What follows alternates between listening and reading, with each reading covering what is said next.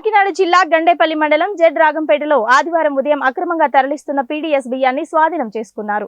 దీనికి సంబంధించి జగ్గంపేట ఎంఎస్ఓజీ కృష్ణ తెలిపిన వివరాల ప్రకారం కిర్నంపూడి మండలం గోనేడ గ్రామం నుంచి పీడీఎస్ బియ్యాన్ని రాజానగరం వైపు తరలిస్తుండగా తమకు వచ్చిన సమాచారం మేరకు గండేపల్లి మండలం జెడ్ రాగంపేట గ్రామ శివారు బంకు వద్ద విజిలెన్స్ సిఐ వెంకటరాజు ఆధ్వర్యంలో దాడి చేసి పట్టుకున్నామన్నారు.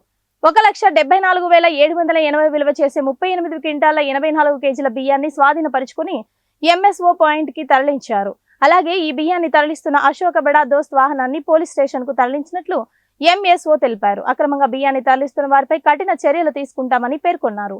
అయితే స్వాధీనపరుచుకున్న బియ్యం 2 రోజుల క్రితం కిర్లంపూడి మండలంలో ఏలేరు వరద బాధితులకు ఇచ్చిన బియ్యంగా గుర్తించారు. నేను సివిల్ సప్లైస్ డిప్యూటీ తహసీల్దార్ జగ్గంపేట.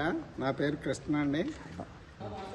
మాకు వచ్చిన సమాచారం మేరకు విజిలెన్స్ మరియు civil supplies, revenue, local police వారి సహాయంతో ఈరోజు గోనేడు నుంచి ఇలా రాజానగరం వైపు ఒక వాహనంలో ఇల్లీగల్ పీడీఎస్ రైస్ తరలిస్తున్నారనే సమాచారంతో ఈరోజు ఉదయం గండేపల్లి మండలం జడ్రాగంపేటలో గల పెట్రోల్ బంకు దగ్గర మేము ఆడ వేచి ఉండి ఆ వాహనం ఏదనేది ఇలా వచ్చేటప్పుడు గుర్తించి ఆ వాహనాన్ని ఆఫ్ చేయగా అందులోని పీడీఎస్ రైస్ ఉన్నట్టుగా గుర్తించడం జరిగింది.